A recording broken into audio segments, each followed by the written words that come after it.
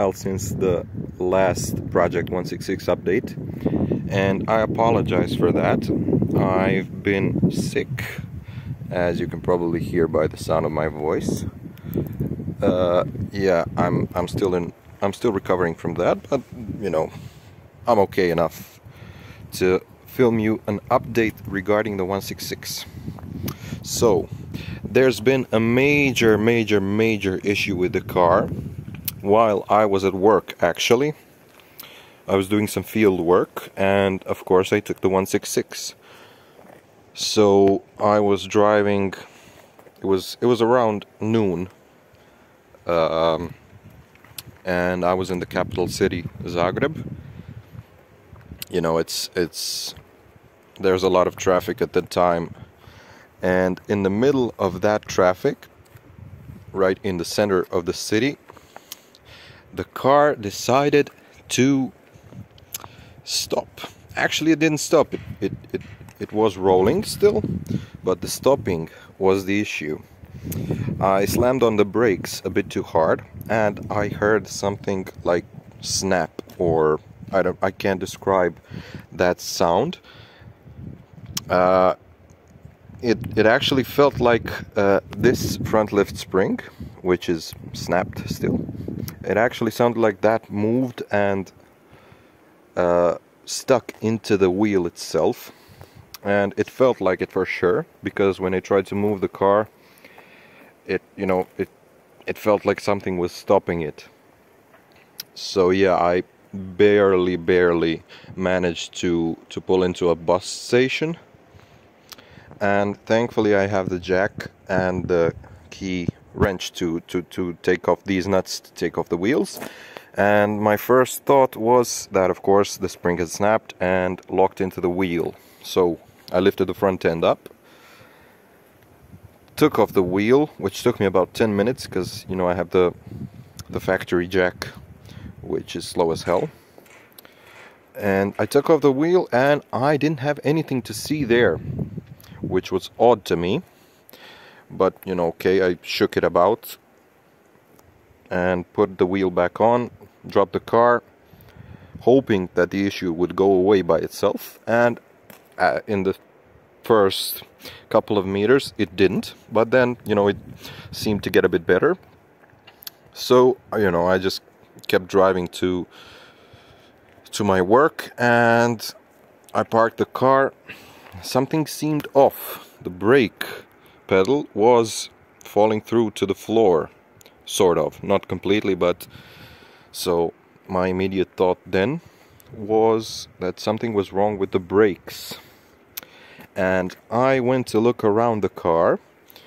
As you can see, these brakes are, you know, the discs are scorched up a bit, but they're fine. As you can see, the brake pads still have some meat on them. And let's go around the car. Let's check it out even more. This one is okay as well. It has some scorching there, but that's fine. The brake pad is still there, so that's not the issue.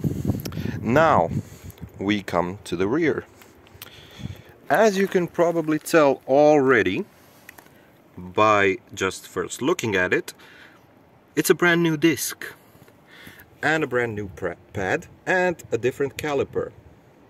I mean, you can't tell the caliper is different, but it's a different caliper.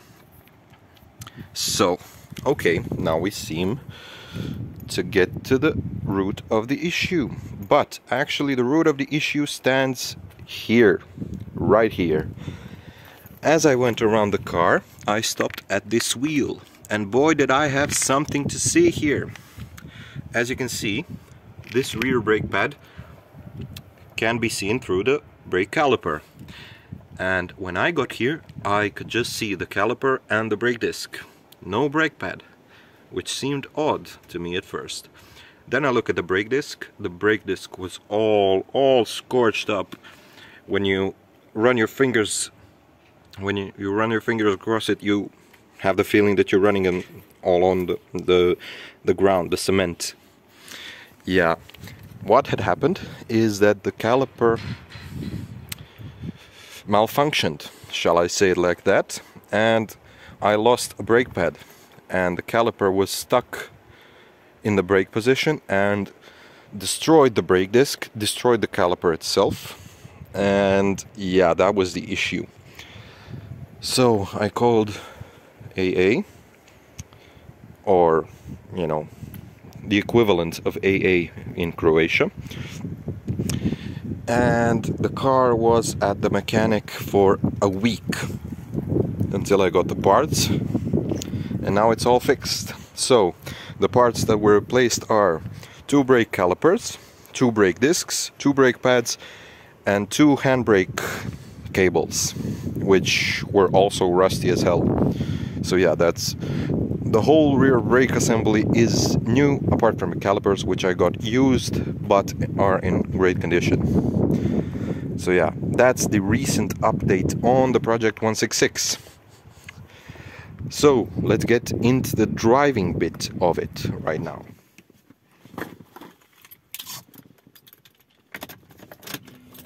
So now we'll get on to the driving portion of the video, which I actually filmed a while back, but the video didn't turn out good because my phone at the time kept bugging and kept stopping the recording. As you can probably see, I don't know if you can see from here, but I have a the glow plug warning light flashing, which will stop in about 15 seconds. Oh, it stopped right away. And I have a light bulb malfunction, which are the rear number plate lights. And of course, as in any Italian car, any older Italian car, I have the airbag light on, which is perfectly normal. So let's get on to the driving bit. As you can probably tell, I am in an abandoned part of a complex which about 20 or so years ago was very busy and worked perfectly, but it's been abandoned since. I don't know what went on here. Speed bumps, okay. I don't know what they were doing here, but you know, parts of it still are operational, but most of it isn't. So yeah, let's go for a little drive. So the car itself behaves quite nicely on the road. It does bang a bit when you go over bumps, but you know, the spring is snapped, the front left control arm is getting on a bit, and the rear subframe, of course, that should be dealt with. I do have in mind to buy a used rear subframe. I found one online for about 200 euro. Now I don't know the condition of it. The ad says it's perfectly fine, but you know, with these 166s you can never be quite sure about that.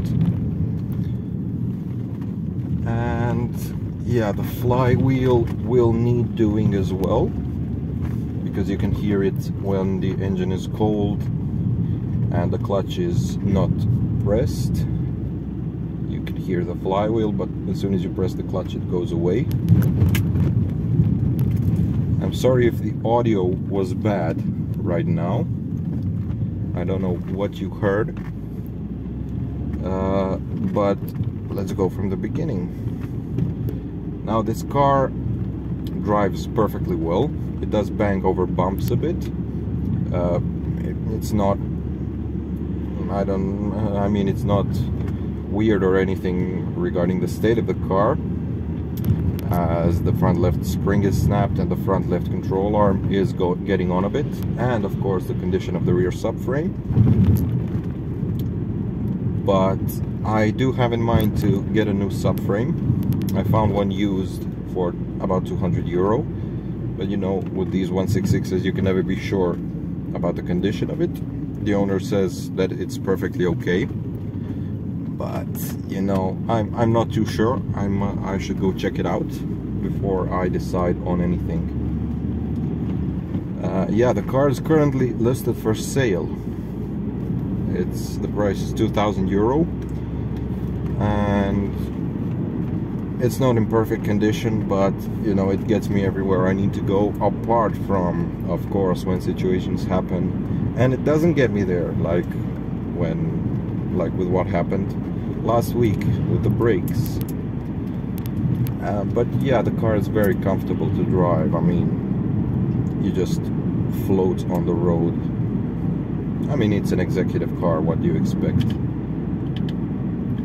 Even though the suspension is not great, but of course it's a work in progress. It's a project car.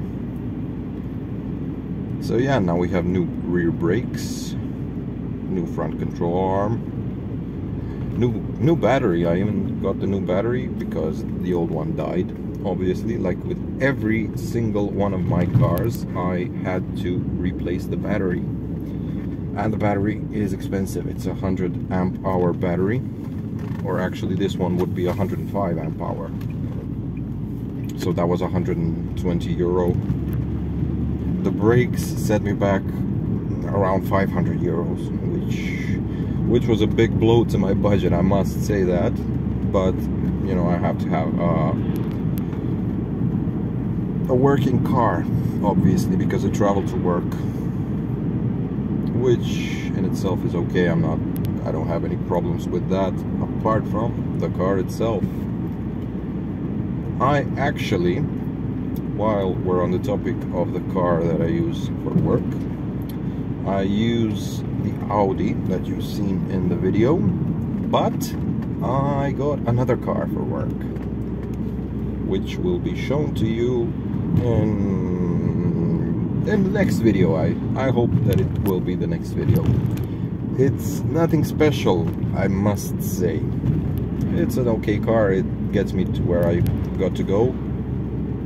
I do have to drive it to a mechanic to look over it, to inspect what I've bought. Have I bought another one of these, or have I actually bought a good car? And regarding the Audi was very well maintained before I got it. The previous owner did, you know, everything on schedule. Everything that needed to be done was done. But now it's presented a new problem. The rear brakes are also terrible. It needs rear calipers, new handbrake cables, because the handbrake doesn't work at all in that car. You can just pull the handbrake handle and, you know, nothing happens apart from the light flashing on the dash. It needs, I don't know what it needs, but the price of all of that will be €500 as well. So yeah, the cars that I drive have ruined me financially, and that's not a good thing. But you know, you gotta fix them, right? What can you do? I can't sell a broken car. That would be stupid of me, and that's not the kind of person I am. And you know, some of you have seen the listing for this Project 166, and I've written everything there is to write about it, like what's been done, what needs to be done. So you know, I like to be honest, and people get in touch with me, and you know, they tell me what's there to do on the car apart from the things that I've listed, and you know, I tell them, you need to do the rear subframe, the flywheel needs to be done, the front spring needs to be done, and that's basically it. I mean, it's not a huge amount of fixes required for this car to be roadworthy. I mean, it is roadworthy, of course. It passed its inspection. It's registered till October 2023, actually to the end of October 2023. So yeah, that's all okay, but you know, there's work on this car, and the body work and the paint work, all of that needs to be done for this car to be in the condition that it deserves to be in, because this car is amazing. I do have to tell you that this is an amazing car, and I'm sorry that I've listed it for sale, and I'll probably beat myself in the face every time I see a 166 pass on the road, but what can you do? The current financial situation doesn't allow me to have a car that isn't operational.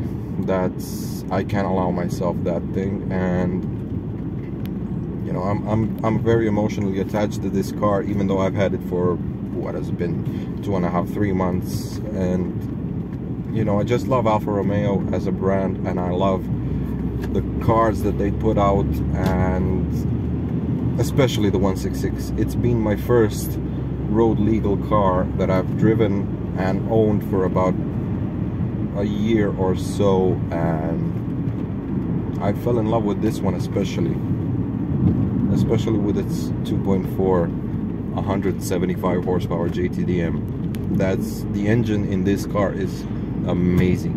It's amazing. I love the sound it makes, even though it's a diesel. The 5-cylinder sound is perfect for a diesel. And the power and the fuel consumption, the low fuel consumption. I mean, I don't know if you can see here on the screen, it's over 500 kilometers. I've used 5.5 liters per 100 kilometers. I mean, obviously it lies a bit, but you know, I'm thinking it's about 6 liters, 6.5, which again for a 2.4 is not a lot of fuel used. So this car is amazing, and I'm sorry to see it go, but I just, my financial situation cannot allow it currently. So yeah, that's basically all the info that I have regarding the updates on the car. And yeah, the current state of the car is all right. The interior is still very well kept. The gear shift feel is very good. The gear shift feel is very good. The throw of the shifter itself is not too great. The car is perfect to drive, and there's no doubt about it. Even though it's a boat of a car, it handles very good. You know, for its size, for its weight, for its suspension state, of course, it handles very good. It can overtake basically anyone. I mean, not literally everyone, but you know, all the regular traffic can be overtaken with it with ease, might I add. And yeah, I've got nothing bad to say about the 166. I mean, of course, it's not perfect, but which car is? There's no perfect car, and this is very close to perfection. The only thing that I dislike about it is that it's front wheel drive. That's the only thing I dislike about this car. And another thing, the gears could be a bit longer. Yeah, I believe that the gears could be a bit longer, which would allow for a bigger top speed, less fuel consumption on the motorway, and yeah, but of course you would sacrifice acceleration, which is in my book, acceleration and mid-range acceleration especially is very important for, you know, regular driving, not top speed runs or anything like that, but for regular driving, mid-range acceleration is key to everything. And this car has mid-range acceleration unlike any other car. I mean, of course, in this price range we're talking, and this class of car with similar power. So, for example, a BMW 525 diesel doesn't have as good a kick as this car does. Mercedes E-Class 270 doesn't have as good of a kick as this does. I've tried it, both of them. And of course a 530 diesel and a E320, they're a bit more powerful than this car, and they do have, you know, a bit better of a kick. But you know, it's not such a huge difference as opposed to, let's say, an E220 or a BMW 520 diesel. It's not such big of a difference between the 530 diesel and this car, or E320 and this car. So yeah, I mean, I'm very happy with this car. Okay. I'm sorry to see it go. I mean, it's not being sold yet. It's still up for sale, but you know, and I won't take very low offers on it, even though it is in the condition that it's in. I will keep fixing it bit by bit, and then I will actually see what I'll do with the car. If no one is willing to buy it, I'll keep it. You know, I'll sell the other one of the other cars, of course. But you know, I also don't like to use this car for work, because I feel sorry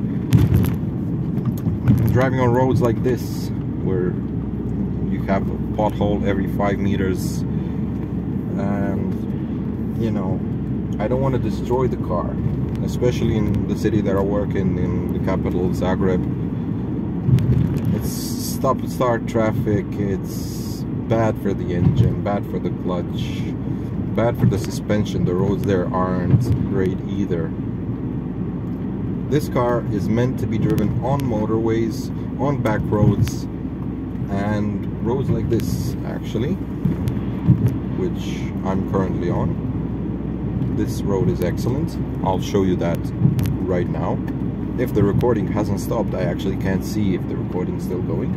And if it has stopped, I'm gonna shoot myself in the face. Hopefully that won't happen. As you can see, this road is excellent. It's twisty, it's uphill, downhill. I'm gonna just drive a part of the road, not the whole road, because that would take me about an hour and a half. We might get to that some other time, but not today. I do have some things to do, and I wanted to give you an update on the car. Oh my god.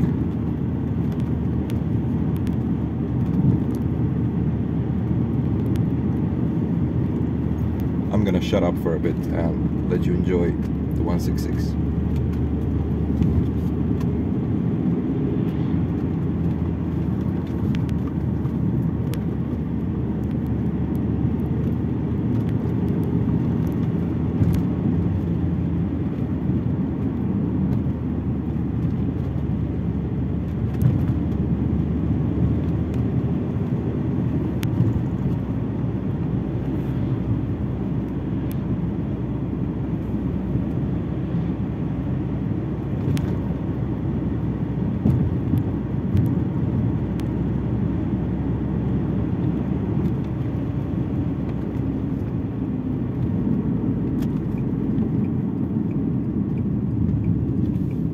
Okay, we'll turn around right up there. Oh, a 159 is SW. That's a nice car. I might get one of those eventually.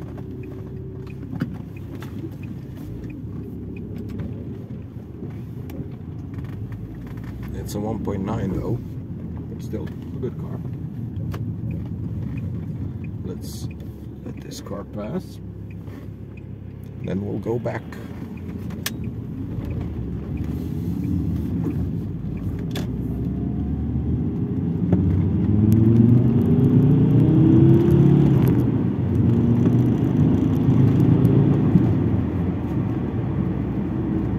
Oh my god.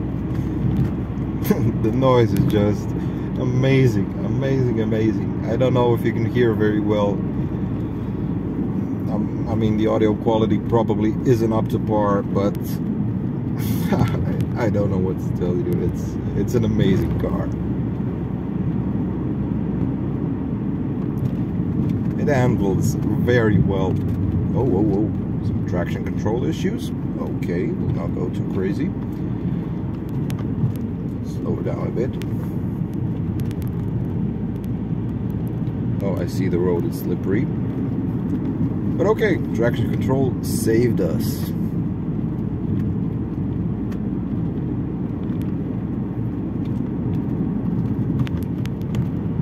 Okay, here the road is dry. And another Alfa owner. A GT just passed. Which in my opinion is a good looking car. A bit small for my taste, but you know, still a great car. Especially with the 1.9 150 horsepower JTDM or the 3.2 Buso.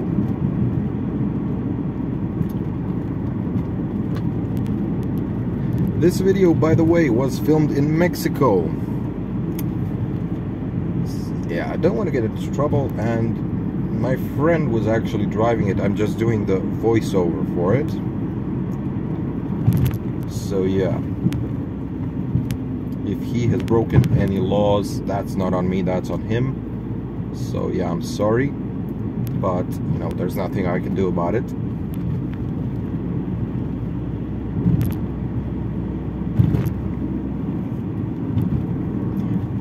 As per open road driving of the car, you can drive it in any rev range from 1200 RPM to all the way to 4500 RPM. This engine is so grateful, thankful. The engine is amazing. I mean, no issues. And with this, I want to thank you for watching this video, for watching Project 166 series. I hope you enjoy it as much as I do, and I hope the car doesn't sell. I hope that very, very much, because I would be so devastated to see it go. But as I've said, it's got to be done. But of course, if my price isn't matched, or if I'm not happy with the offer, I won't sell it. Plain and simple. I've been offered very, very low balls. I've been offered €1,300, which of course I'm not accepting. And yeah, basically, yeah, I'm willing to go down to, I don't know, €1,700, and that's the bottom price I'll take on it. That's it, basically. Yeah. So as I've started saying, thank you for watching the video. Thank you for following the series. Leave suggestions down in the comments on your ideas about the Project 166 while it's still here. You never know, it might stay here permanently. That's my hope for sure. But yeah, okay, I won't bore you anymore.